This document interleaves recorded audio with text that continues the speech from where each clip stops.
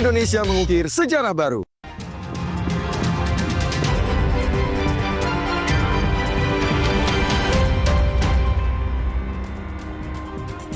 Terima kasih Anda masih bersama kami di Kompas Petang. Saudara, sesosok jasad tanpa identitas ditemukan di aliran Kali Ciliwung, Rawajati Timur, Jakarta Selatan Rabu sore.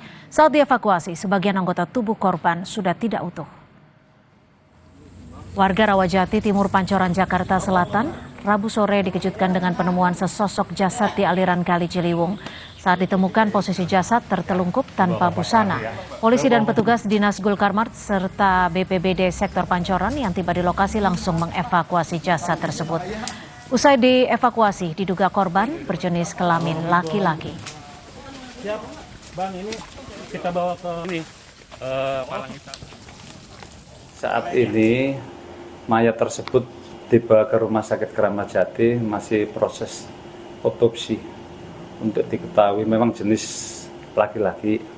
Namun untuk diketahui ini keluarga dari si A, si B-nya mana kita belum ketahuan saatnya. Nanti tunggu proses dari Rumah Sakit Keramat Jati. Namun itu dari Megamendung, ya, dari wilayah Megamendung, karena ada indikasi pada saat itu hanyut banjir. Dimungkinkan mereka mayat tersebut hanyut sampai di wilayah Pancoran, tepatnya di Kali Ciliwung, Rawajati. Beralih ke informasi lain, saudara, kuasa hukum istri perempuan yang menjadi tersangka kasus kematian Brigadir Nur Hadi yang melibatkan dua atasannya meminta agar kliennya dapat menjadi justice collaborator. Saat ini pihaknya masih menunggu jawaban Lembaga Perlindungan Saksi dan Korban atau LPSK. Misri merupakan perempuan asal Jambi yang diajak tersangka untuk menemani di privat villa di Gili Trawangan, Lombok Utara. Kuasa hukum menilai Misri adalah saksi kunci atau saksi mahkota yang mengetahui siapa pelaku penganiayaan hingga Nur Hadi tewas di villa itu. Maksud mengakui ini bagaimana? Apakah dia harus mengakui sesuai dengan pasal yang disangkakan atau dia menceritakan yang sebenarnya menurut versinya dia? Kalau mengikuti apa mengakui sesuai dengan pasal yang disangkakan, mungkin kami tidak akan mengajukan justice collaborator ternyata. Tapi kami akan tetap mengajukan itu. Nanti biar LPSK yang akan mempertimbangkan. Dinilai dalam draft permohonan justice collaborator itu kami tetap berpendapat bahwa apa yang disangkakan itu adalah tidak benar. Kami kutip dari media sosial YouTube milik Misri Puspitasari. Sebelum ditetapkan sebagai tersangka, Misri sempat merintis karir di dunia modeling. Dari channel YouTube itu, tampak Misri sempat mengikuti Jambi Fashion Festival di tahun 2019. Ia juga sempat mempromosikan kopi dan wisata Jambi.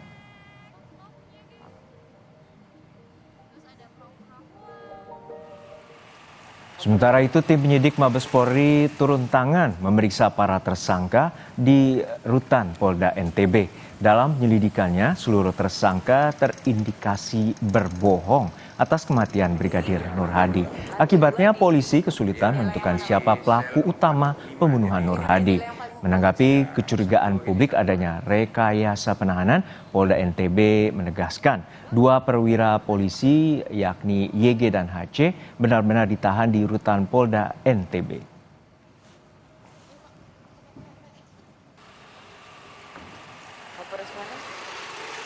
Memang benar sudah ditahan. Iya, tetap dia ada di sini. Tidak ada itu kita sembunyi-sembunyi, terbuka. Ya. Untuk apa kita bohongi masyarakat? Berdasarkan rekomendasi dari tim medis bahwa dia bisa melaksanakan penahanan. Baru kita terima. Jadi kalau yang kemarin itu baru penyerahan untuk dilakukan serah terima dari penyidik ke petugas jaga tahanan. Jadi nggak bisa langsung dikasih baju tahanan? Nggak bisa itu. Nanti saya dong melanggar hak dari tahanan. Sedangkan ada aturan yang mengaturnya. Kompolnas meminta kasus kematian Brigadir Muhammad Nur Hadi yang dibunuh oleh atasannya ditelusuri dengan cermat. Komisioner Kompolnas Hairul Anam mengatakan kasus ini perlu penyidikan mendalam untuk membuktikan peristiwa yang sebenarnya terjadi. Jika terbukti ada tindak pidana, maka pelaku harus dihukum seberat-beratnya.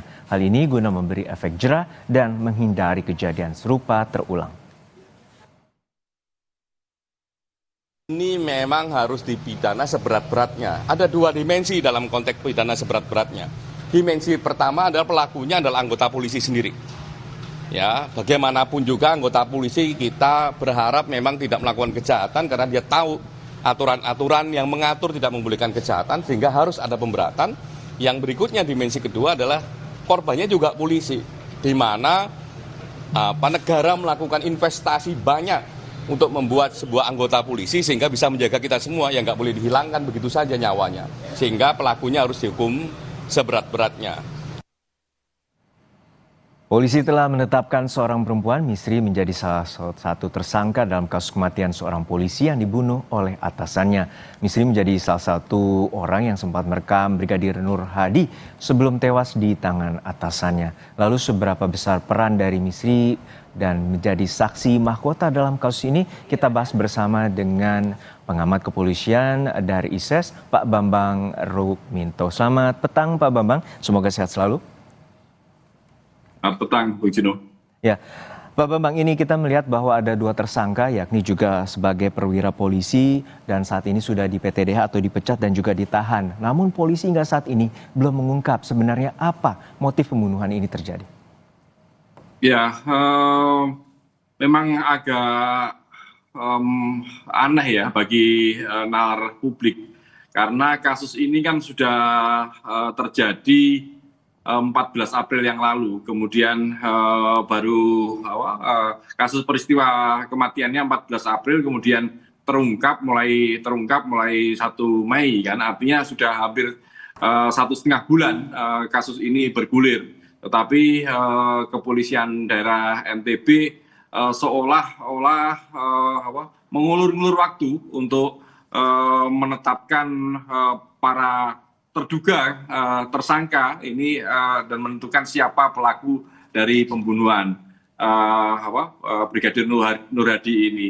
Dalam konteks peristiwa ini ada 2 tersangka dari kepolisian, 1 dari masyarakat sipil. Artinya masyarakat sipil ini memiliki peran yang lemah ya, dan dominasi anggota kepolisian pada masyarakat sipil ini tentu akan sangat mempengaruhi kesaksian-kesaksian, apalagi peran masyarakat sipil ini juga masuk dalam pentersangkaan yang disampaikan oleh kepolisian seperti itu. Yeah, apa peran Misri ini, peran masyarakat sipil ini yang harusnya lebih didalami lebih dulu seperti itu untuk membuka kasus ini. Karena kalau tidak nanti akan terus berputar-putar seperti itu.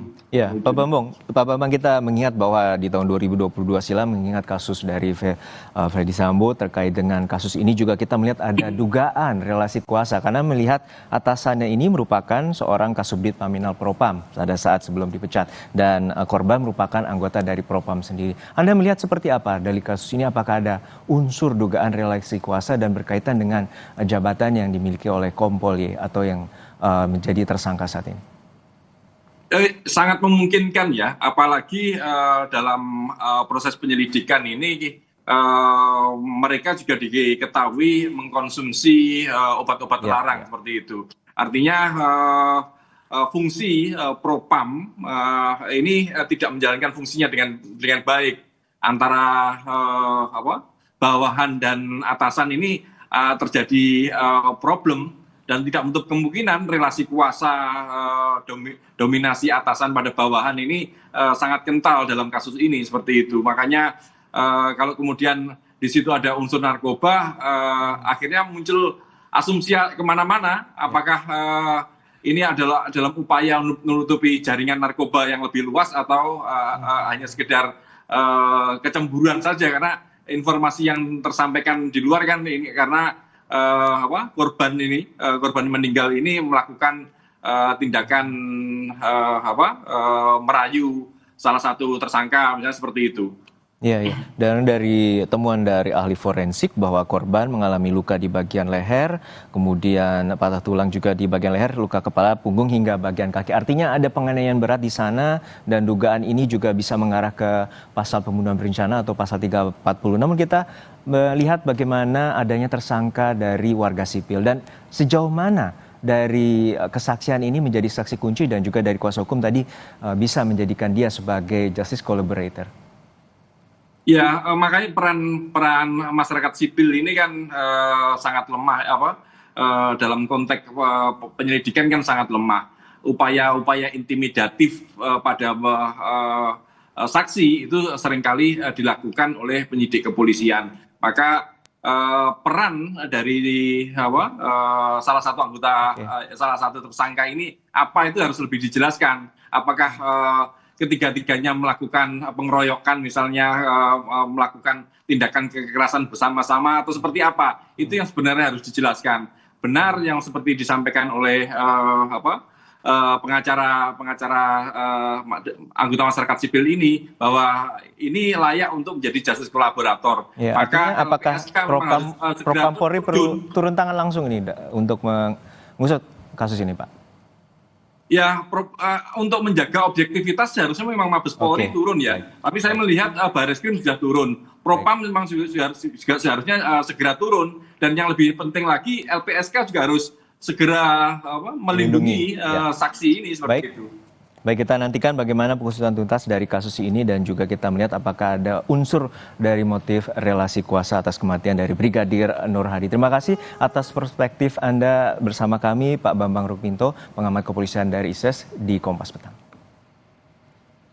Saudara, informasi lainnya di Kompas Petang masih akan kami sajikan selepas jeda. KPK memeriksa Gubernur Jawa Timur Khofifah Indar Parawansa sebagai saksi dalam kasus dugaan korupsi pengurusan dana hibah untuk kelompok masyarakat dari APBD Provinsi tahun anggaran 2021-2022.